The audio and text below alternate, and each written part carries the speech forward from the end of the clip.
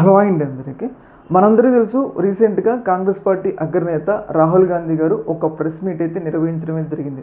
ఈ press meet నిర్వహించిన సందర్భంగా ఏదైతే ఎన్నికల కమిషన్ బీజేపీ కలిసి ప్రజలను ప్రతిపక్షాలను ఎలా మోసం చేస్తుందో అన్న కొన్ని ఆధారాలను అయితే ఆయన బహిర్గతం చేయడమే జరిగింది. ముఖ్యంగా కర్ణాటకలోని మహదేవ్పుర అని చెప్పేసి ఒక పార్లమెంటు నియోజకవర్గంలో దాదాపు 1,00,000 ఓట్లు ఫేక్ సృష్టించి ఆ నియోజకవర్గంలో వాళ్ళు గెలిచారు.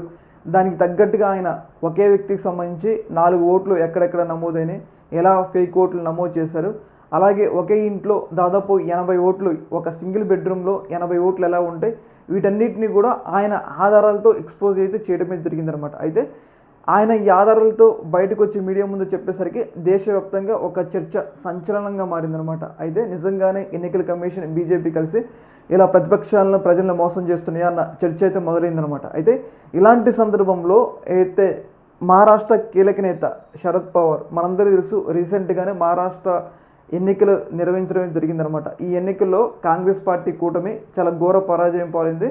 అందులో కూడా ఈయన ఒక పార్టీకి అధ్యక్షుడు అనమాట.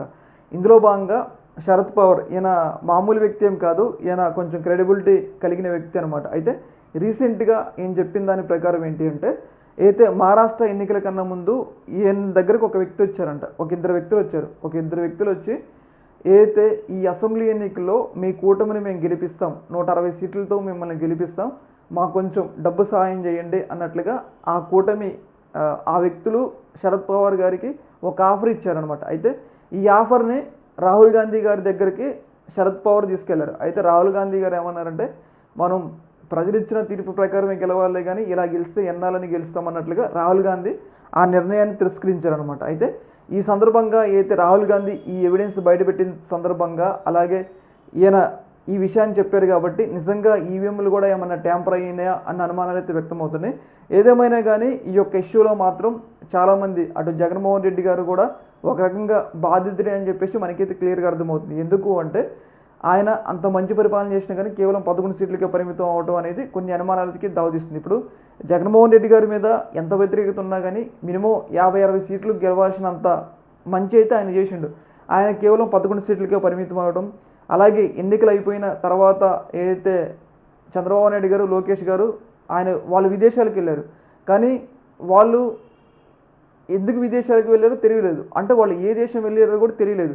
కానీ జగన్మోహన్ రెడ్డి గారు లండన్ వెళ్ళారు. లండన్ వెళ్ళింది జగన్మోహన్ రెడ్డి గారు బహిరంగంగా చెప్పారు. ఇప్పుడు వీళ్ళు ఏం తప్పు చేయకపోతే వాళ్ళు ఎన్నికలు అయిపోయిన తర్వాత విదేశాలకు వెళ్ళారు, వాళ్ళు ఏ దేశానికి వెళ్ళారో తెలిస్తే ఈ ఎన్నికలకు సంబంధించిన అంశాలు వీటన్నిటిని కూడా బయటపడటానికి అయితే అవకాశం ఉంటుంది.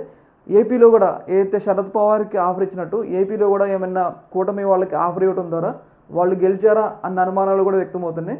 ఏదేమైనా కానీ ఈ యొక్క అంశం, ఇప్పుడు ఒక తప్పు చేస్తే దాన్ని కొన్ని రోజులు దాచగలుగుతారు, ప్రతిసారి దాచగలరుగా, ఎక్కడో ఏదో తప్పు జరిగింది కాబట్టి ఈ ఎన్నికలకు సంబంధించిన ఆధారాలు అనేవి రాహుల్ గాంధీ గారు సంపాదించగలిగారు.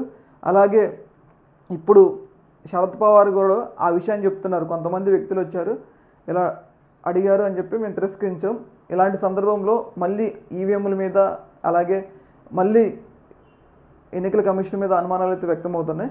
ఇలాంటి సందర్భంలో ప్రతి ఒక్కళ్ళు కూడా జగన్మోహన్ రెడ్డి గారు, అలాగే ప్రతి ఒక్కళ్ళు కూడా మళ్ళీ బ్యాలెట్ పేపర్కి వెళ్ళాలి, ఈవీఎంలు మోసం జరుగుతున్నాయి అన్న అనుమానాలు అయితే వ్యక్తమవుతున్నాయి.